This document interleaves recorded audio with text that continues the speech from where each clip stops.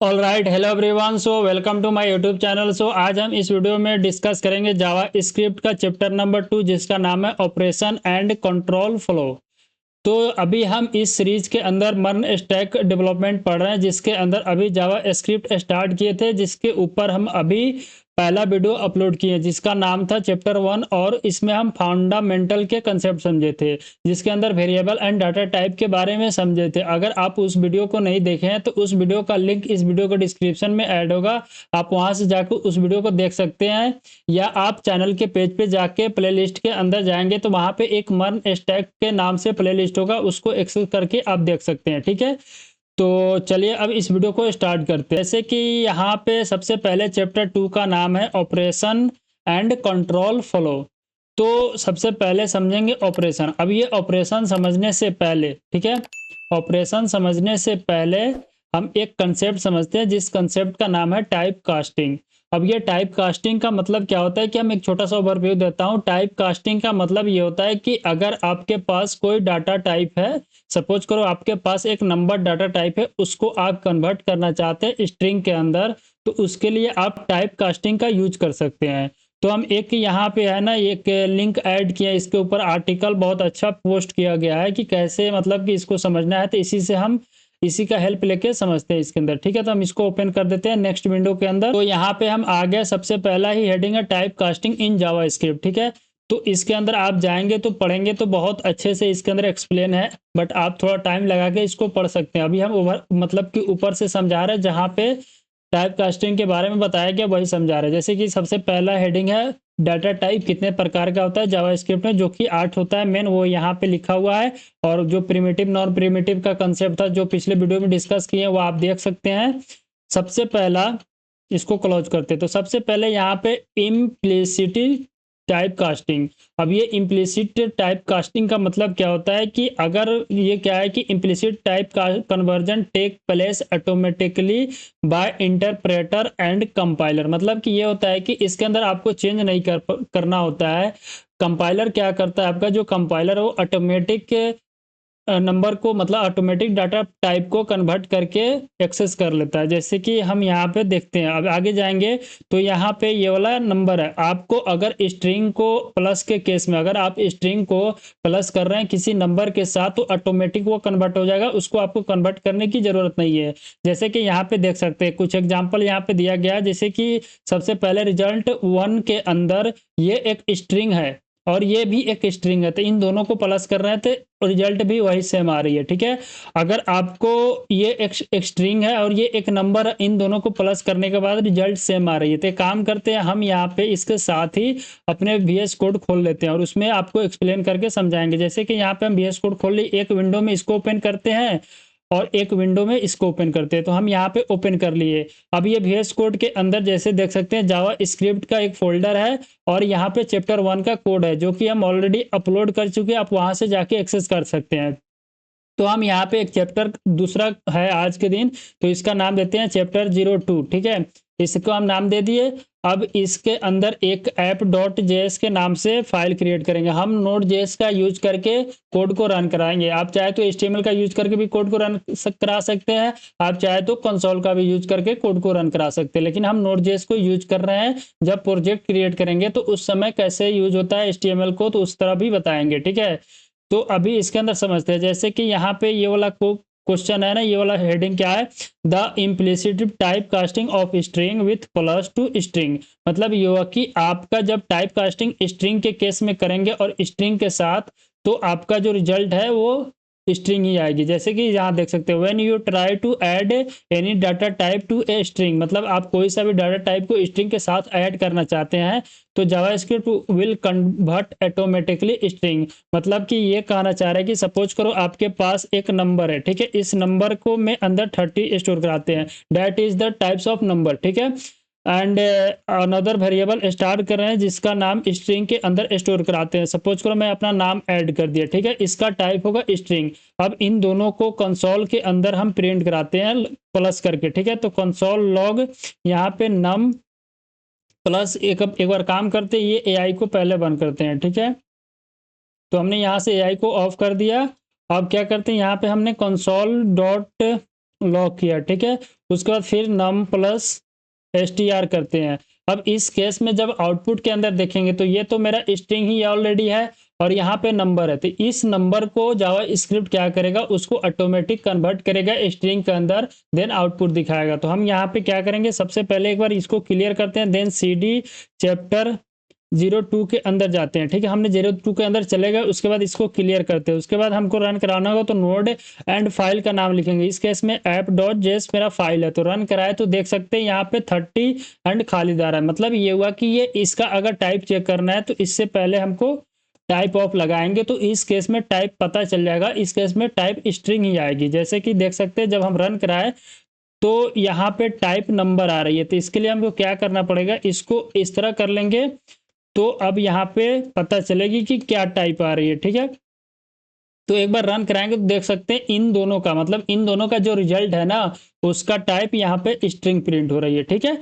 तो ये वाला नंबर स्ट्रिंग के अंदर कन्वर्ट होकर प्रिंट हो गया। तो कुछ इस तरह का यहाँ पे एग्जांपल है, बहुत सारे एग्जांपल आप जाके इसको पढ़ सकते हैं। और यहाँ पे type casting number numeric value के साथ अगर करना है नंबर टू नंबर, तो उसको भी आप यहाँ पे जाके एक्सप्लोर कर सकते हैं। जैसे कि देखो, अगर एक और एग्जाम्पल के अंदर हम समझाते हैं, लेट नंबर के अंदर आप कोई न्यूमेरिक स्ट्रिंग को स्टोर करा रहे हो, सपोज करो 4 हमने स्टोर करा दिया, that is the numeric string, ठीक है। ये एक न्यूमेरिक स्ट्रिंग है, तो इसको मैंने स्टोर करा लिया। फिर एक नंबर लेते हैं, सपोज करो मैंने नंबर 2 लेता हूं, जिसके अंदर मैंने यहाँ पे 30 स्टोर करा लिया, ठीक है। और इसको हम आंसर के अंदर, ठीक है, आंसर लेते हैं और दोनों को आपस में ऐड करते हैं, ठीक है। तो हमने num1 नम को और num2 को ऐड किया। अब इसको कंसोल करेंगे तो कंसोल लॉग के अंदर आंसर आएगी। अब जब इसको प्रिंट कराएंगे तो आउटपुट के अंदर तो मेरा 3 और 4 इन दोनों को ऐड करके प्रिंट होगा। जैसे कि देख सकते हो यहाँ पे हमने ऐड किया तो 3 4 430 आया, नहीं कि नहीं 3 यहाँ पे 430 आया, नहीं ऐड हुआ। यानी कि 30 + 4 करेंगे नॉर्मल नंबर वैल्यू को तो वहां पे 34 आएगी, लेकिन इस केस में 430 आया। मतलब ये हुआ कि ये जो नंबर है ना, इसको स्ट्रिंग में कन्वर्ट हो रहा है, देन 4 के साथ ऐड हो रहा है। तो स्ट्रिंग को स्ट्रिंग के साथ आप ऐड करेंगे तो डेट इज द कॉन्किनेट बोलते हैं। तो उसमें क्या होता है कि एक स्ट्रिंग दूसरे के साथ ऐड होती है, तो इसलिए यहाँ पे ये केस हो रहा है। अगर आप इसको टाइप चेक करना है तो सेम चेक कर सकते हैं, इसका भी टाइप स्ट्रिंग ही आएगी। जैसे कि यहाँ पे हम टाइप देखते हैं, तो इसका टाइप अगर हम यहाँ पे रन कराएंगे तो देख सकते हैं स्ट्रिंग प्रिंट हो गया। तो उसी तरह आप यहाँ पे जाके एक्सप्लोर कर सकते हैं, number plus Boolean, numeric plus string है, यहाँ पे नंबर टू बुलियन है, उसके बाद न्यूमेरिक टू बुलियन मतलब न्यूमेरिक स्ट्रिंग टू बुलियन है, उसके बाद यहाँ पे नंबर टू बुलियन देख सकते हैं, बहुत सारा यहाँ पे है। तो आप इसको थोड़ा टाइम लगा के पढ़ के समझ के और उसके बाद आप इसको क्या कर सकते हैं, प्रैक्टिस भी करेंगे तो आपको अच्छे से समझ में आ जाएगी, ठीक है, टाइप कास्टिंग क्या होती है। तो यहाँ पे हमने टाइप कास्टिंग को कंसेप्ट को समझ लिया, ठीक है। यहाँ पे हमने टाइप कास्टिंग कंसेप्ट को समझ लिया। Now discuss operator, that is operation बोलते हैं। तो ऑपरेटर को डिस्कस करते हैं यहाँ पे। तो यहाँ पे हम बहुत सारे ऑपरेटर को यहाँ पे ऐड किए हैं, इसको एक एक करके समझते हैं। सबसे पहले ऑपरेटर क्या होता है, सबसे पहले यही समझते हैं कि ऑपरेटर का मतलब क्या होता है। जैसे कि हम अब यहाँ पे समझाने से पहले यहाँ चलते हैं, ठीक है। यहाँ पे हम आगे इसको एक साइड कर लेते हैं। उसके बाद सपोज करो मेरे पास 2 + 2 = 4 आ रही है, ये भी एक ऑपरेशन परफॉर्म हो रहा है। अगर अप्लाई करेंगे तो ये भी एक ऑपरेशन परफॉर्म हो रही है, ठीक है। तो यहाँ पे ये जो हो रहा है ना, ये एक ऑपरेशन परफॉर्म हो रही है, इसी को ऑपरेशन बोलते हैं। तो यहाँ पे आप ये जो है ना, ये दो, ये ऑपरेंट बोलते हैं, मतलब कि ये वैल्यू है और ये जो है ना, इसको ऑपरेटर बोलते हैं, ठीक है। ये ऑपरेंट है, ये ऑपरेटर है और ये आपका रिजल्ट आ रही है, ठीक है, ठीक है। तो यहाँ पे हमने बताया, अगर आपको इस तरह नहीं हो रहा तो आप यहाँ पे गूगल पे सर्च कर सकते हैं कि ऑपरेंट्स एंड ऑपरेटर ये क्या होता है। तो यहाँ पे आपको अच्छे से समझ में आएगा। जैसे कि यहाँ देख सकते हैं, इसको इसी इमेज के अंदर समझ सकते हैं। जैसे कि ये ऑपरेटर है, जो प्लस है ना वो एक ऑपरेटर है और आपका एक्स और वाई एक ऑपरेंट्स है। तो वही मैंने यहाँ पे बताया कि ये 2 और 2 आपका ऑपरेंट है और ये प्लस जो है ना, ये आपका एक ऑपरेटर है और लास्ट में रिजल्ट आ रही है। तो इस तरह हम परफॉर्म करते हैं। अब समझते हैं कि जावा स्क्रिप्ट के अंदर अब समझते हैं कि जावा स्क्रिप्ट के अंदर ऑपरेशन कैसे परफॉर्म होता है, ऑपरेटर क्या होता है, इस कंसेप्ट को पहले समझते हैं। सबसे पहले ऑपरेटर समझते हैं। ऑपरेटर का जो यहाँ एक लाइन के अंदर डिफिनेशन लिखा हूँ, an operator is a symbol, ठीक है। ऑपरेटर एक सिंबल है और कीवर्ड रिप्रेजेंट एन ऑपरेशन, ठीक है। तो ऑपरेटर कुछ नहीं है, ऑपरेटर एक सिंबल है जिसका यूज करके एक ऑपरेशन को परफॉर्म करते हैं, ठीक है। दैट इज द फंक्शन, इसको हम फंक्शन भी बोल सकते हैं। तो इसके अंदर सबसे पहला जो समझेंगे ना, इसका नाम है अर्थमेटिक ऑपरेटर, ठीक है। अर्थमेटिक ऑपरेटर को जो बचपन से हम कैलकुलेशन करते आ रहे हैं ना, that is the addition, subtraction, multiplication, division, इसको हम अर्थमेटिक ऑपरेटर बोलते हैं। तो एक आध एडिशन ऐड होगा यहाँ पे, जैसे कि सबसे पहले एडिशन है, उसके बाद सब्ट्रैक्शन है, देन मल्टीप्लिकेशन है, डिवीजन है और मॉड्यूलस का कंसेप्ट आती है यहाँ पे, उसके बाद इंक्रीमेंट एंड डिक्रीमेंट का कंसेप्ट आता है। तो अभी क्या करते हैं कि ऊपर का ये जो 5 है ना, इसको डिस्कस करते हैं, मतलब कोड करके देखते हैं। उसके बाद हम ये जो है ना इंक्रीमेंट और डिक्रीमेंट का कंसेप्ट, इसको समझेंगे, ठीक है। तो एक काम करते हैं, इसको एक साइड में ओपन करते हैं और एक साइड में अपना VS कोड को ओपन कर लेते हैं, ठीक है। या तू इधर आ जा, ठीक है।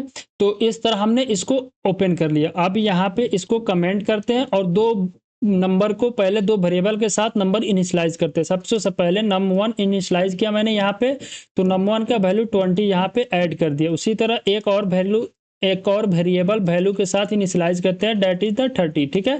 तो मैंने num1 और num1 एंड num2 को इनिशियलाइज कर दिया, ठीक है। और यहाँ पे कंसोल करते हैं, कंसोल लॉग, यहाँ पे एडिशन का केस परफॉर्म हो रहा है, तो num1 को ऐड कर रहा हूँ num2 के साथ, ठीक है। तो यहाँ पे जो रिजल्ट आएगी वो एक नंबर में ही आएगी, बिकॉज हम दो नंबर को एक साथ ऐड कर रहे हैं, इसलिए यहाँ पे टाइप जो आएगा ना, इसका नंबर ही आएगी। उसी तरह अगर आपको नेक्स्ट परफॉर्म करना है, console.log, राइट, यहाँ पे हमने पांचों ऑपरेटर को लिख दिया। फर्स्ट है एडिशन, सेकेंड है सब्ट्रैक्शन, थर्ड है मल्टीप्लीकेशन और फोर्थ है डिवीजन और फिफ्थ है क्या है, मॉडुलस। तो आपको जो इस केस में मिलेगा ना, इस केस में आपको रिमाइंडर देखने को मिलेगा। हम इसको क्या करते, एक बार रन कराते, उसके बाद इसको अच्छे से डिस्कस करेंगे। तो जब हम इस कोड को रन कराया ना, तो इस केस में यहाँ से ऐड होके 40 मिल रही है, यहाँ से ऐड होने के बाद यहाँ पे देख सकते हैं 20 मिल रहा है। अब आप यहाँ पे कंफ्यूज हो रहे हैं कि 20 क्यों आ रहा है। यहाँ पे देख सकते हैं num1 और num2 को हमने एक साथ ऐड किया, देख सकते हैं कि मेरा जो है ना यहाँ पे नंबर और नम को एक साथ ऐड किया, यानी दोनों एक ही है, इसी को आपस में ऐड कर रहे हैं, इसलिए मेरा आउटपुट के अंदर 20 आ रहा है पहले के केस में। उसके बाद सेकेंड के केस में आ रहा है num1 में से num2 को माइनस किया, तो यहाँ पे माइनस के 20 आ रहा है। मतलब ये हुआ कि आपको num1 मेरा 10 है और num2 मेरा 30 है। तो जब आप 10 में से 30 को माइनस करेंगे तो 10 का वैल्यू कम है और माइनस वाला ज़्यादा है, तो इसलिए यहाँ पे माइनस के अंदर आ रहा है। तो इसको आपको नहीं समझ में आ रहा होगा, तो देख सकते हैं यहाँ पे जैसे कि यहाँ पे आपके पास एक वैल्यू है 10, इसके अंदर से आप 30 को माइनस कर रहे हैं, ठीक है। आपके पास है 10, उसमें से आप 30 को माइनस कर रहे थे, इसके अंदर आपके पास 20 आ रही है। तो क्या है कि ये माइनस वाला वैल्यू ज़्यादा है, ठीक है, और ये कम है प्लस वाला, था इसलिए माइनस के अंदर आंसर आ रही है, ठीक है। उसके बाद आप मल्टीप्लाई करेंगे 2 और 3 और 1 को, तो 3 ही आएगी। तो यहाँ पे 10 और 30 को मल्टीप्लाई करने के बाद 300 आएगी, तो वही यहाँ पे 300 आ रहा है। उसके बाद num1 को डिवाइड कर रहे हैं num2 से, तो 10 को डिवाइड कर रहे हैं 30 से, तो इस केस में रिजल्ट आ रहा है मेरा 0.333 समथिंग आ रही है, ठीक है। इसी तरह आएगी डिवाइड करने के बाद, वो कभी कटेगा ही नहीं, ठीक है। अगर आप वही num1 को num2 से डिवाइड करेंगे तो वो आपको रिमाइंडर रिटर्न करेगा। कैसे रिमाइंडर रिटर्न करेगा, यहाँ पे 30 है, फिर 10 को हमने 30 से मॉडुलस करेंगे, तो उस केस में क्या होता है कि रिमाइंडर को रिटर्न करता है, ठीक है। तो ये एक अर्थमेटिक ऑपरेशन हमने परफॉर्म कर लिया। अब अभी तो अर्थमेटिक ऑपरेशन के अंदर हम 5 ऑपरेटर के बारे में समझे। अब एक ऑपरेटर और इसी के अंदर बाकी है। अब इसका नाम है इंक्रीमेंट एंड डिक्रीमेंट। अब ये इंक्रीमेंट का मतलब क्या होता है, डिक्रीमेंट का मतलब क्या होता है। जैसे इंक्रीमेंट का मतलब प्लस प्लस होता है और डिक्रीमेंट का मतलब प्लस माइनस माइनस होता है। तो इंक्रीमेंट ऑपरेटर और डिक्रीमेंट ऑपरेटर, इंक्रीमेंट का मतलब होता है कि आप बढ़ाओ और डिक्रीमेंट का मतलब होता है कम करो। इसके अंदर प्री इंक्रीमेंट होता है और पोस्ट इंक्रीमेंट होता है। तो प्री का मतलब होता है कि पहले आप उसको अपडेट करो और उसके बाद उसको यूज करो, और पोस्ट का मतलब होता है कि आप यूज कर लो देन उसको अपडेट करो। तो हम यहाँ पे लिख के समझाते हैं कि आपको, जैसे देखो, आपको अगर यूज करना है तो सबसे पहले इंक्रीमेंट वाले कंसेप्ट को समझते हैं। तो इंक्रीमेंट के अंदर 2 टाइप होती है। सबसे पहला एक प्री होता है एंड एक पोस्ट होता है, ठीक है, ये केस होती है। उसके बाद सेम केस होती है क्या बोलते हैं उसको, पोस्ट के अंदर पोस्ट इंक्रीमेंट होता है, पोस्ट प्री इंक्रीमेंट और डिक्रीमेंट होता है। तो डिक्रीमेंट के अंदर सेम कंसेप्ट होता है प्री एंड पोस्ट, ठीक है। तो अब आपको यहाँ पे पहले ये समझना होगा कि जो प्री है ना, प्री, तो प्री का हम कैसे यूज करते हैं। प्री का मतलब होता है कि आप पहले इसके अंदर, यहाँ पे हम हिंदी में ही लिखते हैं कि पहले, तब कि पहले अपडेट करो, उसके बाद आप यूज कर पाओगे। और उसके बाद सेम केस होता है। और जब जो मेरा आती है पोस्ट, पोस्ट का यहाँ पे हम लिख के दिखाते हैं कि पोस्ट का मतलब होता है कि इसको पहले आप यूज कर लो, इसको यूज, इसका मतलब हुआ कि पहले इसको वैल्यू को अब यूज कर लो पोस्ट के अंदर, उसके बाद इसके वैल्यू को अपडेट करो। लेकिन पीडी के अंदर क्या होता है कि पहले इसके वैल्यू को आप यूज करो, देन इसको अपडेट करो। तो एक काम करते हैं, इसका एक एग्जाम्पल से हम यहाँ पे समझ लेते हैं, ठीक है। तो हमने क्या किया कि इसको कंसोल को, मतलब ये पूरे को लॉक कर दिया और कमेंट कर दिया। उसके बाद नम के अंदर हम यहाँ पे एक वैल्यू देते हैं 5 दिए, उसके बाद कंसोल लॉक करते हैं यहाँ पे, उसके बाद फिर नम को प्लस प्लस करते हैं। डेट इज द क्या है कि पोस्ट इंक्रीमेंट है, ठीक है। तो अब यहाँ पे जब कंसोल करेंगे तो इस केस में क्या आउटपुट होना चाहिए, प्रिंट। इस केस में 4 ही प्रिंट होगा। देखो यहाँ पे जब हम रन कराए तो 4 ही प्रिंट हुआ, मतलब कि आपका जो ओरिजिनल वैल्यू है ना वो प्रिंट हो गया। अभी हम यहाँ पे समझे थे कि आपका जो वैल्यू ये पोस्ट होता है ना, तो इसके अंदर आपका जो ओरिजिनल वैल्यू वो यूज हुआ, देन वो अपडेट हो गया होगा। आप जब यहाँ पे क्या करेंगे, कंसोल लॉग करेंगे इसी नंबर को, तो यहाँ पे नंबर 5 प्रिंट होगा। जैसे कि देख सकते हैं जब हमने नोड को रन कराया तो देख सकते हैं यहाँ पे 5 प्रिंट हुआ। तो इसको हम बोलते हैं, क्या बोलते हैं इसको, पोस्ट। पोस्ट इंक्रीमेंट या डिक्रीमेंट जो कि करना है आप कर सकते हो, सेमी कंसेप्ट होता है, इंक्रीमेंट डिक्रीमेंट। डिक्रीमेंट के अंदर क्या होता है कि माइनस माइनस लगाते हैं, और इंक्रीमेंट के अंदर क्या होता है कि प्लस प्लस लगाते हैं, ठीक है। इंक्रीमेंट या डिक्रीमेंट, ठीक है। तो प्री इंक्रीमेंट या डिक्रीमेंट करोगे आप तो यही आएगी, कंसोल के अंदर लॉग करेंगे और यहाँ पे प्लस प्लस नम करेंगे, ठीक है। हमने प्लस प्लस नम किया, उसके बाद फिर कंसोल के अंदर लॉग करके अब नम को वैल्यू प्रिंट कराएंगे। तो इस केस में जैसे कि यहाँ पे मेरा नंबर की वैल्यू हो गई थी 5, और यहाँ पे फिर हम नंबर को अपडेट कर रहे थे, यहाँ पे प्रिंट हो जाएगा 6 और यहाँ पे प्रिंट होगा 6। तो देख सकते हैं जब हम इसको रन कराएंगे तो देख सकते हैं यहाँ पे 4 5 देन 6 6 प्रिंट हो रहा है। तो इसको आप इस तरह यूज करते हैं। अगर आपको इंक्रीमेंट, अगर आपको इसको डिक्रीमेंट करना है तो सिर्फ आपको कुछ नहीं करना है, माइनस माइनस लगा दोगे। तो दोनों तरफ आपने, हमने माइनस लगाया, तो इसको भी अगर हम रन कराएंगे नोट करके तो देख सकते हैं इस केस में यहाँ पे 4 प्रिंट हो रहा है, पहले 4 प्रिंट होगा, देन उसका वैल्यू अपडेट होकर 3 हुआ, तो यहाँ पे 3 प्रिंट हुआ, फिर उसका वैल्यू यहाँ पे 3 है तो यहाँ पे अपडेट होकर वैल्यू प्रिंट हो रहा है, यानी कि 3 से 2 हो गया और 2 यहाँ पे प्रिंट हो गया, वही यहाँ पे आउटपुट के अंदर आ रही है। तो इस तरह हम, जो मेरा क्या है, सो इस तरह हम इंक्रीमेंट एंड डिक्रीमेंट ऑपरेटर का यूज करते हैं, ठीक है। तो आपको आशा करते हैं कि यहाँ पे ये जो है ना अर्थमेटिक ऑपरेटर के अंदर इंक्रीमेंट एंड डिक्रीमेंट ऑपरेटर समझ में आई होगी। अब इसको कहाँ यूज करते हैं, जब आप लूपिंग का कंसेप्ट पढ़ेंगे ना तो उसी के अंदर प्लस प्लस लगाते हैं, तो यहाँ पे भी वही यूज होती है, ठीक है। तो अब नेक्स्ट बात करते हैं असाइनमेंट ऑपरेटर। असाइनमेंट ऑपरेटर क्या होता है कि वैल्यू को असाइन करना, एक वैल्यू को अनदर, मतलब एक वैल्यू को किसी वेरिएबल के अंदर असाइन करना, that is called assignment operator, ठीक है। तो सबसे पहले इसके अंदर सिंपल असाइनमेंट ऑपरेटर था जिसको हम इक्वल टू बोलते हैं। उसके बाद कंपाउंड असाइनमेंट ऑपरेटर आती है। अब ये कंपाउंड के अंदर क्या होता है, plus equal to, minus equal to, multiply equal to, divide equal to, and यहाँ पे मॉड्यूलस इक्वल टू आती है। सेम है जो यहाँ पे हम काम कर रहे थे ना, वही काम इसके अंदर होती है। अब इसको ही एक बार टेस्ट कर लेते हैं। जैसे कि हमने इसको एक विंडो, दूसरा विंडो क्या करते हैं, इसको तू इधर आ जा भाई, तो मैंने इसको किया, फिर इसको यहाँ से कमेंट कर लेते हैं, ठीक है। और यहाँ पे कमेंट करने के बाद हम यहाँ पे डिस्कस करते हैं। सबसे पहले num1 यहाँ पे इनिशियलाइज करता हूँ। num के 1 के अंदर हमने 10 दे दिया। अब इसी के अंदर एक आंसर वेरिएबल क्रिएट करते हैं, उसके अंदर एक काम करते हैं हम, एक और वैल्यू नहीं, एक काम करते हैं यहाँ पे हम एक और वैल्यू लेते हैं num2, या इसको आंसर वैल्यू देते हैं। यहाँ पे हमने आंसर दिया और इसके अंदर 20 स्टोर कर लेते हैं। तो जब हम आंसर को प्लस इक्वल टू करेंगे और किसके साथ, नंबर के साथ, तो मेरा जो आंसर के अंदर वैल्यू होगा ना, हम यहाँ पे कंसोल डॉट लॉग करते हैं, ठीक है। उसके बाद हम यहाँ पे आंसर को प्रिंट करते हैं। तो जो मेरा वैल्यू है आंसर के अंदर अपडेटेड वैल्यू प्रिंट होगा, डेट इज कॉल्ड 30 प्रिंट होगा आई थिंक यहाँ पे। तो हम इसको क्या करते हैं कि क्लियर कर लेते हैं, ठीक है। हमने यहाँ पे क्लियर किया, फिर रन कराया, तो जो मेरा 10 है और 20 है, इन दोनों को ऐड करने के बाद 30 प्रिंट हो रही है, ठीक है। तो इस तरह हम इस ऑपरेटर का यूज करते हैं। आप क्या करेंगे, इस सब को यूज कर लेंगे, subtraction, multiplication assignment, division assignment, modulus assignment, ठीक है। तो इसको आप खुद ट्राई कीजिएगा, क्योंकि हम ऑलरेडी ऊपर बताएं और बचपन से आप करते आ रहे हैं, तो इसको कीजिएगा। तो कंपैरिजन ऑपरेटर में सबसे पहला ऑपरेटर आता है इक्वल टू और नॉट इक्वल टू का कंसेप्ट। इसका मतलब ये है कि हम यहाँ पे रिटर्न करती है ट्रू और फॉल्स के अंदर, समझे। तो एक काम करते हैं, हम यहाँ पे सिंपल कंसोल लॉग करते हैं, ठीक है। हमने यहाँ पे कंसोल लॉग किया, अगर चेक करेंगे क्या 2 के इक्वल है, ठीक है, 2 के इक्वल है, तो इस केस में ट्रू प्रिंट होगी।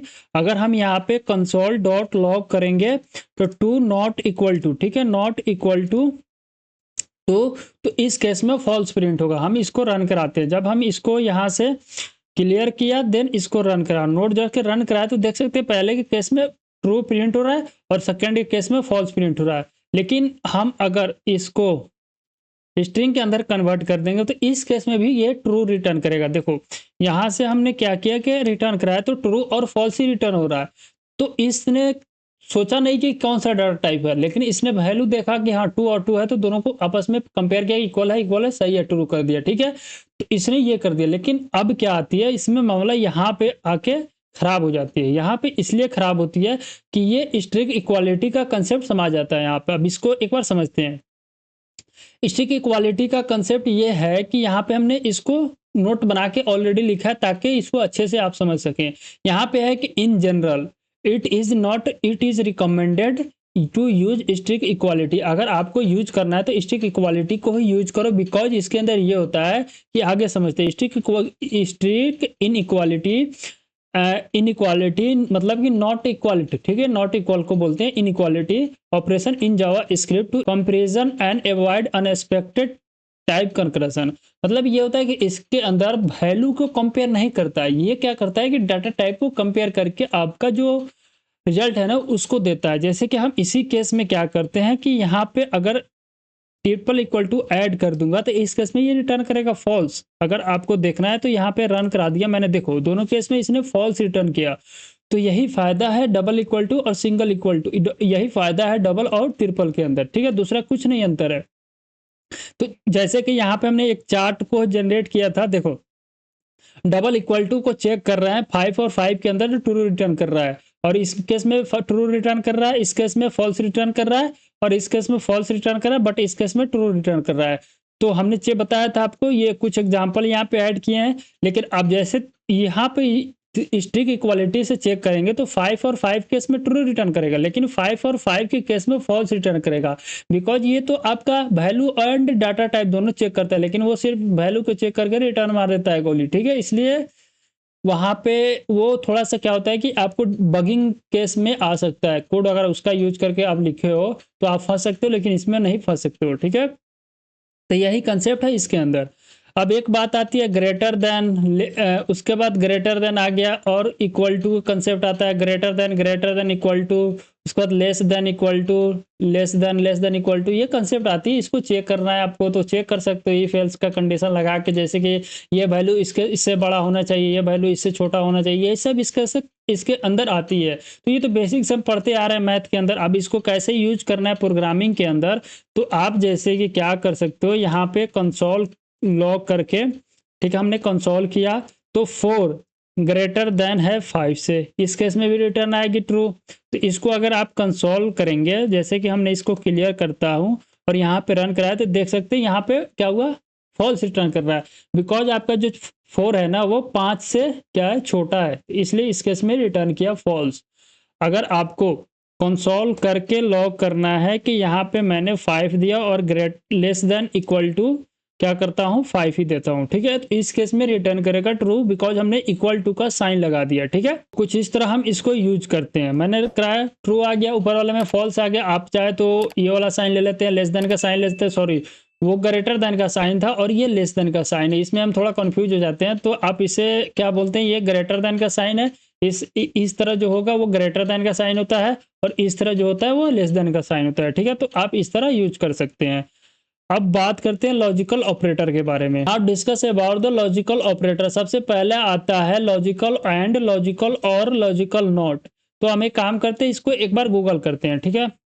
तो आप देखो गूगल करके समझ सकते हो, डॉक्यूमेंट पढ़ सकते हो, इसमें आप में मतलब हिचकिचाना मत कि गूगल करना खराब है। डेवलपमेंट के फील्ड में आप गूगल करके समझ सकते हो। तो हमने यहाँ पे आपको करने का तरीका बता रहा हूँ कि लॉजिकल ऑपरेटर जब आप गूगल पे सर्च करोगे तो यहाँ पे आएगी लॉजिकल ऑपरेटर इसी के अंदर, जैसे कि यहाँ पे एंड है, और है, नॉट है, ठीक है। अब इसको कैसे एंड का इस तरह यूज होता है और नॉट हो गया, तो जैसे देख सकते हो कि एक्स लेस देन, अभी समझे थे एक्स लेस देन 10, जैसे कि यहाँ पे x लेस देन 10, ठीक है।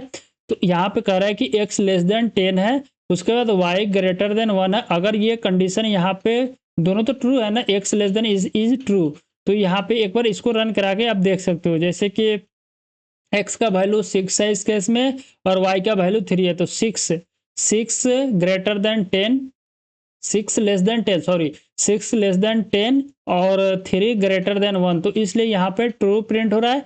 और उसके बाद आप अगले में देख सकते हो कि x लेस देन 10 और y लेस देन 1, तो इस केस में फॉल्स प्रिंट हो रहा है, क्योंकि ये कंडीशन को सेटिस्फाई नहीं कर रहा। मतलब एक पहला तो ट्रू हो गया लेकिन सेकेंड वाला फॉल्स है, तो इसलिए यह फॉल्स रिटर्न कर रहा है। तो ये यहाँ पे वही लिखा है कि if A is false then second वाला भी फॉल्स ही रिटर्न करेगा, मतलब कि ठीक है। और अगर लॉजिकल और में क्या होता है कि आपका अगर एक ट्रू है तो दूसरा भी ट्रू ही रिटर्न करेगा, ठीक है। आपको इसको समझना है तो यहाँ से समझ सकते हो, और के अंदर x इक्वल टू 5 और y equal to 5 that is the false return कर रहा है, तो इसको आप यहाँ से समझ सकते हो कि x का वैल्यू मैंने 6 दिया है और y का वैल्यू 3 दिया है। तो देख सकते हो यहाँ पे इस वाले लाइन से, जैसे कि x इक्वल टू 0 तो वो, और यहाँ पे ये वाला ट्रू रिटर्न करा, तो यहाँ पे भी इसने ट्रू रिटर्न किया, ठीक है। तो मतलब कि ये वाला जो है ना x इक्वल टू 6, यानी कि पहला ट्रू हो रहा है और सेकेंड के केस में फॉल्स हो रहा है, तो यहाँ पे इसने ट्रू रिटर्न किया, ठीक है। तो कुछ इस तरह हम इसको यूज करते हैं। लॉजिकल नॉट का मतलब होता है कि आप अगर उसको माइनस के अंदर दोगे तो प्लस में कन्वर्ट करेगा, प्लस के अंदर दोगे तो उसको माइनस में कन्वर्ट करेगा। आप यहाँ से भी देख सकते हो, ये जो है ना, इसको ये तो ट्रू है लेकिन इसको इसने फॉल्स कर दिया। मतलब ये हुआ कि अगर आप उसको ट्रू में दोगे तो वो फॉल्स में देगा, अगर फॉल्स में देखो तो वो ट्रू में देगा। आप इस तरह इसको यूज कर सकते हो, ठीक है। तो ये हुआ लॉजिकल ऑपरेटर, इसको हमने गूगल का यूज करके आपको समझाया। आप चाहे तो अपने से ही एग्जाम्पल लेके समझ सकते हैं, ठीक है। अब आती है ट्रूथी एंड फॉल्सी का कंसेप्ट। ट्रूथी एंड फॉल्सी के कंसेप्ट को अभी हम रहने देते हैं, बाद में इसको डिस्कस करेंगे, ठीक है। कभी इस पे स्पेशल वीडियो बना के अपलोड कर देंगे छोटा सा। Now discuss bitwise operator. अभी बीट वाइज ऑपरेटर को भी रहने देते हैं। इसके अंदर क्या है कि वो जो होता है ना, आपको नंबर सिस्टम के अंदर, जैसे कि बाइनरी नंबर सिस्टम होती है, उसके बाद आपका डेसिमल हो गया, उसके बाद हेक्साडेसिमल, ये सब नंबर सिस्टम के कंसेप्ट समझना पड़ेगा। तो इसके लिए हम एक वीडियो खुद क्रिएट करके अपलोड कर देंगे इसके ऊपर, ठीक है। अभी फिलहाल के लिए इसको रोकते हैं क्योंकि इसके अंदर आप फंस सकते हैं, ठीक है। अब ये जो टर्नरी कंडीशनल ऑपरेटर है, अब ये कैसे काम करता है, इफ एल्स जब पढ़ेंगे तो आपको अच्छे से समझ में आएगा। अभी इसको हम छोटा सा भर भेज देते हैं कि ये एक कंडीशन यहाँ पे ऐड होती है, ठीक है। अगर ये कंडीशन ट्रू हो गया तो उस केस में ये प्रिंट होगा, अदरवाइज ये प्रिंट होगा। That is the false condition वाला वैल्यू है और ये ट्रू कंडीशन वाला वैल्यू है, तो इसको कुछ इस तरह हम प्रिंट कराते हैं, ठीक है। तो हम इसको जब आगे कंट्रोल फ्लो पढ़ रहे हैं उसी में इसको अच्छे से समझेंगे। अब ये कॉन्केनेट आती है, अभी जब बताया कि आपको स्ट्रिंग को स्ट्रिंग के साथ ऐड करना है तो आप इसको यूज कर सकते हैं, जैसे कि the string concatenation operator use plus operator is use to combine join string together. It allow you to create a single string by combining two और मोर स्ट्रिंग को आप आपस में ऐड कर सकते हो। तो उसको हम यहाँ पे कोड के अंदर ऐड नहीं किए, आप इसको खुद से ऐड कर सकते हो, ठीक है। ये आसान है। इसमें क्या है कि एक स्ट्रिंग को दूसरे स्ट्रिंग के साथ ऐड करना तो प्लस का यूज करके ऐड कर दो, ठीक है। तो हमने इसको ऐड किया। अभी इसके अंदर सिर्फ ये वाला एक टॉपिक को स्किप किया हूँ जिसके ऊपर एक वीडियो बनाएंगे, उसके अंदर ये और ये वाला को कवर करेंगे, ठीक है। क्योंकि यहाँ पे आती है ना, बाइनरी नंबर हो गया, डिसिमल हो गया, ये सब कंसेप्ट समझना पड़ेगा, ठीक है। ऑलराइट, यहाँ पे हमने ऑपरेटर्स के बारे में समझ लिया। जब सबसे पहले अर्थमेटिक ऑपरेटर के कंसेप्ट समझे थे, जिसके अंदर addition, subtraction, multiplication, division, modulus and increment and decrement concept को समझे थे, जिसके अंदर इंक्रीमेंट, प्री इंक्रीमेंट भी होती है, पोस्ट इंक्रीमेंट भी होता है और प्री डिक्रीमेंट भी होती है, पोस्ट डिक्रीमेंट भी होता है, जिसको हम यहाँ पे ऐड नहीं किया, उसको इसको अपडेट करके ऐड कर देंगे, ठीक है। उसके बाद सेकेंड आता है असाइनमेंट ऑपरेटर, जिसके अंदर एक सिंपल असाइनमेंट ऑपरेटर था जिसको हम इक्वल टू बोलते हैं, एक सिंगल इक्वल टू होती है। उसके बाद आती है कंपाउंड असाइनमेंट ऑपरेटर आती है। इसके अंदर जैसे कि प्लस इक्वल टू को एडिशन असाइनमेंट ऑपरेटर बोलते हैं, यहाँ पे हमने ऐड किया। सब्ट्रैक्शन असाइनमेंट ऑपरेटर हो गया। उसके बाद मल्टीप्लिकेशन असाइनमेंट ऑपरेटर हो गया। कुछ इस तरह का असाइनमेंट ऑपरेटर होता है जिसको आप यहाँ से जाके पढ़ सकते हैं, ठीक है। उसके बाद हमने कंपैरिजन ऑपरेटर के बारे में समझा, जो कि डबल इक्वल टू को ये भी होते हैं, इसको इक्वल से कंपैरिजन करते हैं, और नॉट इक्वल टू का कंसेप्ट आती है, ठीक है। उसके बाद हमने यहाँ पे स्ट्रिक इक्वालिटी का कंसेप्ट को समझा। नॉट स्ट्रिक इक्वालिटी भी होती है, जो कि ज़्यादातर हम जावा स्क्रिप्ट के कंसेप्ट के अंदर यूज करते हैं। यहाँ पे आपको डिबगिंग केस में नहीं ले जाता है। अगर आप इसको यूज करते हैं तो आप फंस सकते हैं कोड करते हुए किसी भी वेबसाइट के अंदर, ठीक है। तो आप इसको ढूंढने में थोड़ा टाइम लगता है आपको, लेकिन इसके अंदर होता है ना। अब यहाँ पे लॉजिकल ऑपरेटर के बारे में हमने समझा, और ये ग्रेटर देन इक्वल टू जो होता है उसके बारे में समझा। एंड ये वाला स्किप किया, इसको आगे एक वीडियो क्रिएट करके अपलोड करेंगे और उसमें अच्छे से समझेंगे कि binary number system, decimal number system, hexadecimal number system, octa होता है, ये सब क्या होता है उसके बारे में समझेंगे। और ये टर्नरी वाले कंसेप्ट समझे कि एक्सप्रेशन एक कंडीशन ट्रू है तो ये वाला एक्सप्रेशन 1 प्रिंट होगा, अदरवाइज ये प्रिंट होगा, ठीक है। तो इसको हमने समझ लिया। अब हम डिस्कस करते हैं कंट्रोल फॉलो के बारे में। अब ये कंट्रोल फॉलो का मतलब क्या होता है ये पहले समझते हैं। कंट्रोल फॉलो का मतलब एक कंडीशन होती है, आपको एक कंडीशन देंगे, अगर वो कंडीशन ट्रू है तो आप आगे बढ़ो, अदरवाइज नहीं है तो वहां से एग्जिट कर जाओ, ठीक है। तो यही कंसेप्ट होती है। यहाँ एक छोटा सा डेफिनेशन इसको पढ़ लेते हैं, ठीक है। तो यहाँ पे लिखा है कि the term control flow basically refer to the flow of control, ठीक है। एक फॉलो करता है किसी भी चीज को चलने का, ठीक है। That is the flow of execution in a computer program. First ये हुआ कि आप अगर एक कंडीशन ऐड कर रहे हो तो वो अगर कंडीशन ट्रू होती है तो वो उसके अंदर वाला कोड एग्जीक्यूट होगा। अगर वो कंडीशन फॉल्स हो जाती है तो उसको स्किप करके नेक्स्ट वाला एग्जीक्यूट करेगा। वही ये लाइन कर रहा है, ठीक है। उसका बोल रहा है कि देन अदर वन, फिर देन यहाँ पे मतलब कि यहाँ से और यहाँ तक जो मैंने बताया वही कह रहा है कि बोल रहा है कि first the control is one of the part of code then it's moved to another code. मतलब कि अगर ये the controller is the one of the part of the code, मतलब कि जो पहला कोड है ना वो अगर ऊपर वाला कंडीशन ट्रू होती है तो उसके अंदर मूव किया, नहीं तो अगर दूसरे वाले चेक करेगा वहां ट्रू है तो वो दूसरी तरफ मूव कर जाएगा, ठीक है। Then possible to block previous one, ठीक है। इस तरह हुआ। अब यहाँ पे बोला है कि पहला आता है इसके अंदर इफ स्टेटमेंट और सेकेंड आता है एल्स स्टेटमेंट। इसके अंदर आप एक और आती है स्विच स्टेटमेंट। तो आप चाहे तो मल्टीपल नेस्टेड कर सकते हैं, वो यहाँ पे ऐड नहीं है। अब इफ स्टेटमेंट क्या होता है इसको समझते हैं। सबसे पहला लिखा हुआ है कि if statement execute code if given the condition is true. Means हुआ कि अगर जो इफ के अंदर एक कंडीशन ऐड होती है, जैसे कि यहाँ पे हम इसका सिंटैक्स लिखें इफ, ये यहाँ पे है ना ये एक कंडीशन होती है जिसका एक्सप्रेशन नाम दिए, ये एक कंडीशन होती है। अगर ये कंडीशन ट्रू होती है तभी ये वाला स्टेटमेंट एग्जीक्यूट होगा, अदरवाइज नहीं होगा। एक काम करते हैं इसको एक बार हम देख ही लेते हैं प्रैक्टिकल करके। इसको एक साइड ओपन कर लिया और एक साइड मेरा कंट्रोल फ्लो ओपन है। तो यहाँ पे हम इसको क्या करते हैं कमेंट कर लेते हैं, ठीक है। कंट्रोल करके आप स्लैश दाबेंगे तो ये कंट्रोल कमेंट हो जाएगी। अब हम एक वेरिएबल बनाते हैं कांस्टेंट और यहाँ पे देते हैं आपको इज एडल्ट, ठीक है। तो हमने इज एडल्ट के अंदर 18 डाल देता हूँ, ठीक है। उसके बाद यहाँ पे इफ लगाते हैं इज एडल्ट, अगर ये कंडीशन ट्रू होती है तो उसके बाद हम यहाँ पे कंसोल डॉट लॉग करके प्रिंट कराएंगे कि you are eligible for voting, जो भी होती है उसके लिए। अगर यहाँ पे भी हमने क्या किया कि एक एग्जांपल लिखा है, आप चाहे तो इसको एक्सेस कर सकते हैं, लेकिन हम यहाँ पे आपको समझ आ रहा है यू आर एलिजिबल, ठीक है। तो हमने यहाँ पे लिखा कि you are eligible to for voting, मतलब कि अगर यहाँ पे जो ये है ना ये कंडीशन यहाँ ट्रू हो जाती है तो आप वोटिंग के लिए एलिजिबल हो। अगर आप चाहे तो यहाँ पे कंडीशन लगा सकते हो कि आप यहाँ पे 20 दे दोगे, ठीक है। तो इस केस में ये कंडीशन फॉल्स हो जाएगी और ये कुछ नहीं एग्जीक्यूट होगा। देखो यहाँ पे जब हम इसको रन कराएंगे तो कुछ नहीं एग्जीक्यूट हुआ, यानी कि कुछ प्रिंट नहीं हो, क्योंकि ये वाला कंडीशन यहाँ पे फॉल्स हो रहा है। तो इस तरह हम इसको यूज करते हैं। जैसे कि अगर आपको इसको चेक करना है तो हम यहाँ पे कंसोल लॉग कराते हैं और यहाँ पे हेलो वर्ड प्रिंट करा देते हैं, ठीक है।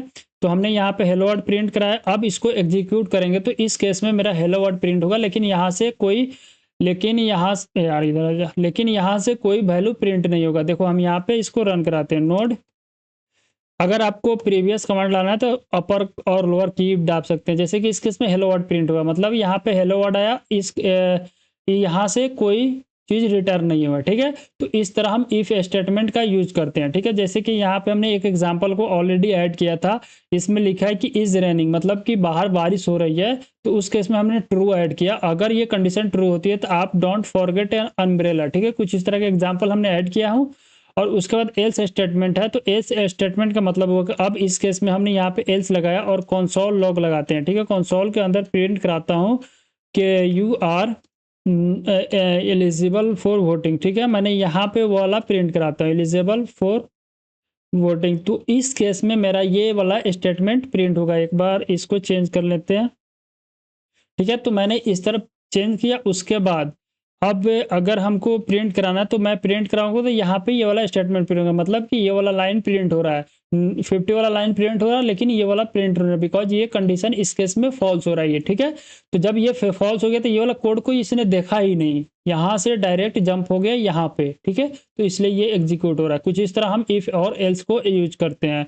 तो इफ के एल्स वाले स्टेटमेंट के अंदर पढ़ लेते हैं क्या लिखा हुआ है।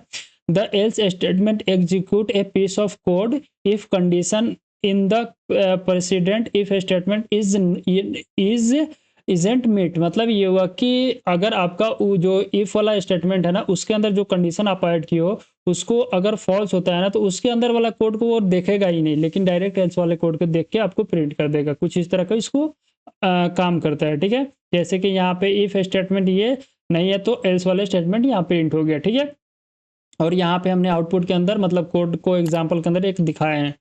तो इस तरह आप यूज करते हैं। अगर चाहे आपको नेस्टेड करना है तो आप यहाँ पे मल्टीपल कंडीशन लगा के आप नेस्टेड कर सकते हैं। कैसे कर सकते हैं, तो एक बार हम क्या करते हैं कि इसको ऐसे करता हूँ, इसको कमेंट कर लेता हूँ और यहाँ पे एक एग्जाम्पल प्रिंट कराने की कोशिश करते हैं। उसको क्या बोलेंगे कि आप एक इनपुट ले लो, नंबर लो, और उस नंबर को चेक करो कि वो नंबर नेगेटिव है कि नहीं, नेगेटिव पॉजिटिव केस चेक करो, और वो अगर दोनों केस नहीं है तो उस केस में उसको 0 प्रिंट करा दो। तो आप पहले यहाँ पे वीडियो पॉज करोगे, इसको सॉल्व करोगे, देन इसका एग्जाम्पल मेरा देखने का कोशिश करोगे।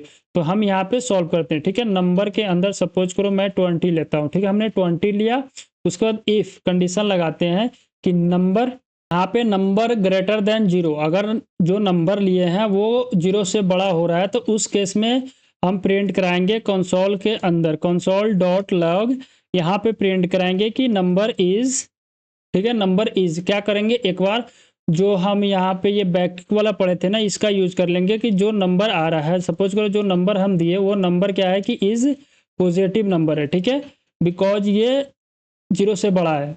अगर एल्स इफ इसके अंदर एक और कंडीशन को ऐड करेंगे कि नंबर लेस देन 0, ठीक है। अगर नंबर 0 से छोटा है तो उस केस में कंसोल के अंदर प्रिंट कराएंगे कि आपका जो नंबर है ना वो क्या है कि नंबर इज नेगेटिव, ठीक है। तो उसको हम यहाँ पे नम इज नेगेटिव, ठीक है। तो ये हो गया। अगर ये दोनों कंडीशन को भी ये सेटिस्फाई नहीं करता तो एल्स के अंदर प्रिंट करा देंगे कंसोल के अंदर लॉग, और यहाँ पे प्रिंट करा देंगे कि आपका जो नंबर है यहाँ पे 0 प्रिंट करा देंगे, ठीक है। तो कुछ इस तरह हमने नेस्टेड कर सकते हैं। आपको मल्टीपल ऐड करना है, कंडीशन मल्टीपल ऐड करो, तो उस तरह आप ऐड करके यूज कर सकते हो। हम इसको क्लियर करता हूँ और उसके बाद रन कराते हैं। तो हमने रन कराया तो 20 क्या है कि एक पॉजिटिव नंबर है। अगर हम इसके सामने ही क्या करते हैं, माइनस का साइन लगा दिए, उसके बाद सेव करके फिर इसको एग्जीक्यूट करेंगे, तो इस केस में मेरा नंबर नेगेटिव प्रिंट हो रहा है। अगर आपको इन दोनों में से कुछ नहीं देना है, डायरेक्ट 0 देना है, एक बार माइनस का 0 लगाता हूँ, ठीक है, देन चेक करते हैं कि क्या प्रिंट हो रहा है। यहाँ पे 0 प्रिंट हो गया, ठीक है। तो इस तरह हम क्या करेंगे कि मल्टीपल मतलब नेस्टेड इफ एल्स कंडीशन का यूज कर सकते हैं, ठीक है। तो हमने यहाँ पे इफ एल्स कंडीशन का जो अंडरस्टैंडिंग था उसको समझा, ठीक है। अब बारी आती है जो स्विच केस स्टेटमेंट है इसका। अब ये स्विच केस स्टेटमेंट कुछ नहीं होता, ये भी एक इफ एल्स स्टेटमेंट की तरह ही काम करता है। इसके अंदर क्या होता है कि आपके पास इसके अंदर क्या होता है कि आपके पास अगर बहुत सारा कंडीशन है तो उसके लिए आप इसको यूज कर सकते हैं। अब इसके अंदर ये एक लाइन का डिफिनेशन है, उसी को समझते हैं सबसे पहले। The switch case statement literally switches over a given block of code depending on whether A given case is match. अगर आपके पास बहुत सारा केस है, जैसे कि वो सब होती है कि मार्किंग के कंसेप्ट में अगर आपका परसेंटेज इसके अंदर रेंज करता है तो ये ग्रेड दो, ये अगर नहीं रेंज करता है तो ये ग्रेड दो, तो उसमें इसको यूज कर सकते हैं। ये केस है ना, सिर्फ ग्रेडिंग का पॉइंट का केस है, तो उसके बाद आप वैल्यू का अरेंज कर देते हो। तो उसी तरह हम इसका यूज करते हैं। जैसे कि हमें ये इसका जो सिंटेक्स है उसको समझते हैं। सबसे पहले स्विच लिखते हैं, उसके अंदर एक एक्सप्रेशन पास करते हैं, इसी को बोलते हैं जो ग्रेड हम बोल रहे थे। अगर ये इससे मैच होता हो जाएगा तो इस वाला स्टेटमेंट को एग्जीक्यूट करके रुक जाएगा। अगर यहाँ नहीं मैच होता तो यहाँ पे जाएगा, फिर अगर इसी तरह करते जाएगा। अगर इनमें से कोई मैच नहीं होता तो डिफॉल्ट वाला प्रिंट हो जाएगा। इसको डिफॉल्ट बोलते हैं। डेट इज द, इस तरह यहाँ पे हम एक एग्जांपल रन किए, इसी को क्या करते हैं, यहाँ से कॉपी करते हैं और यहाँ पे इसको कमेंट कर लेते हैं। एंड इसी के बाद हम इसको चेक करते हैं कि क्या हम इस बेसिकली एक एग्जांपल हम यहाँ पे ड्रॉ किए हैं कि इसके अंदर ये हो रहा है कि जो HTTP रिक्वेस्ट होता है ना, अगर उसको आप यूज करोगे बैकएंड के अंदर, इसमें समझ में आएगी कि उसके अंदर अगर केस आपका 200 है तो ये ओके बोलेगा। अगर आपका केस 302 है तो उस केस में फाउंड बोलेगा। अगर वही 404 है तो नॉट फाउंड का केस आती है, ठीक है। अगर 500 है इंटरनल सर्वर का एरर आता है। तो ये कुछ इस तरह का हमने यहाँ पे इसको कोड डिफाइन किया। अब क्या करते हैं कि हम इसी को एग्जीक्यूट करने का कोशिश करते हैं। तो हमने इसको क्लियर किया और इसी कोड को रन कराया। तो जैसे हमने रन कराया तो इसमें कुछ एरर आया। अब वो एरर क्या है कि प्रॉम्प्ट। अब ये प्रॉम्प्ट क्या होता है, इसको ये नहीं समझ में आ रहा है, जावास्क्रिप्ट में ये नहीं समझ में आ रहा है कि प्रॉम्प्ट क्या होता है। तो हम एक काम करते हैं कि प्रॉम्प्ट से बेहतर है यहाँ पे डायरेक्ट हम ये क्या करें, अगर प्रॉम्प्ट उस केस में काम करती जब हम HTML से इस फाइल को लिंक करके रन कराते ना, तो उस केस में वहाँ पे काम कर जाती। लेकिन हम यहाँ पे क्या कर रहे हैं कि Node.js का यूज करके रन कराते, इसलिए नहीं समझ में आ रहा है। तो हम यहाँ पे डायरेक्ट इसको एक नंबर दे देते हैं और उसके बाद इसको रन करा के समझते हैं कि हमने इसको क्लियर किया और उसके बाद रन कराता हूँ। तो रन कराने के बाद यहाँ पे कुछ आउटपुट नहीं आया। इसलिए आउटपुट नहीं आया क्योंकि मैसेज के अंदर तो वैल्यू स्टोर हो गया, लेकिन हम उस मैसेज को प्रिंट नहीं कराए, इसलिए आउटपुट नहीं आ रहा। तो इस पर हम एक बार कंसोल करके यहाँ पे मैसेज को प्रिंट करा लेंगे, ठीक है। तो जब हम मैसेज को प्रिंट करा लिए तो इस पर चेक करते हैं। हमने इसको रन कराया तो यहाँ पे देख सकते हैं ओके प्रिंट हो रहा है। अब ये ओके किस केस में प्रिंट हो रहा है, 200 के, क्योंकि हमने 200 यहाँ पे पास किया था। यह जाके यहाँ पे कंपेयर किया और इसी वैल्यू को इसने रिटर्न कर दिया। अगर हम यहाँ पे सपोज करो 500 नहीं पास करते हैं, हम यहाँ पे 404 पास करते हैं, तो इस केस में यहाँ पे ये वाला प्रिंट होना चाहिए, ठीक है। तो अब इसको रन करा के यहाँ से देखते हैं। जब हमने रन कराया तो देख सकते हैं यहाँ पे नॉट फाउंड प्रिंट हुआ। तो कुछ इस तरह हम स्विच केस स्टेटमेंट को यूज करते हैं। तो आपका काम ये है कि आपका खुद का जो मार्किंग कंसेप्ट है ना, उसको एक्सेस कर सकते हो। जैसे कि आप क्या करोगे, एक सब्जेक्ट ले लोगे और उसका मार्क्स ले लोगे। जैसे कि इसी के अंदर हम समझाते हैं कि ये यहाँ पे आप सब्जेक्ट का मार्क ऐड करते जाओगे और उस मार्क्स का एवरेज ऐड करते जाओगे। सपोज करो आपने यहाँ पे सब्जेक्ट का नाम ऐड किया, सॉरी, यहाँ पे आप अपना सब्जेक्ट का नाम ऐड करोगे और यहाँ पे उसका मार्क्स स्टोर कराओगे, लास्ट में उसी तरह प्रिंट कराओगे। इसके अंदर आप मार्क्स का कंसेप्ट को ऐड कर सकते हो। जैसे कि इंग्लिश होती है, हिंदी होती है, उसके बाद आप कंप्यूटर वगैरह हो गया, फिजिक्स केमिस्ट्री जो भी होती है उसको आप ऐड करके और प्रिंट करा सकते हो। तो कुछ इस तरह करोगे तो आपको ये होता है ना, आपको एक्सपीरियंस हो जाएगा कोड करने का, तो वो वैल्यू याद भी रहेगी। अगर नहीं समझ में आया तो आप गूगल करके समझ सकते हो, इसमें कोई दिक्कत नहीं है, ठीक है। आप DSA नहीं पढ़ रहे हो, डेवलपमेंट है, इसके अंदर आप गूगल कर सकते हो। हम इसके अंदर कुछ कोड वगैरह, मतलब ये क्वेश्चन वगैरह ऐड कर देंगे, जिसका यूज सॉल्व करोगे तो आपके ये पूरा कंट्रोल फ्लो का जो अंडरस्टैंडिंग है वो समझ में आ जाएगी, ठीक है। तो यहाँ पे हमने इस वीडियो के अंदर यहाँ पे सबसे पहले टाइप कास्टिंग का कंसेप्ट समझे थे, उसके बाद ऑपरेटर्स के बारे में समझे, जिसके अंदर बहुत सारा ऑपरेटर का कंसेप्ट समझे, उसके बाद कंट्रोल फ्लो का कंसेप्ट समझे। और अब नेक्स्ट वीडियो के अंदर हम एडवांस फंडामेंटल का कंसेप्ट समझेंगे, जिसके अंदर लूप्स के कंसेप्ट समझेंगे एंड फंक्शन का कंसेप्ट समझेंगे, ठीक है। तो इस वीडियो में इतना ही। अगर आपको ये वीडियो अच्छा लगा हो तो आप मेरे YouTube चैनल को सब्सक्राइब कर सकते हैं और अपने दोस्तों में भी शेयर कर सकते हैं और एक वीडियो को लाइक कर सकते हैं।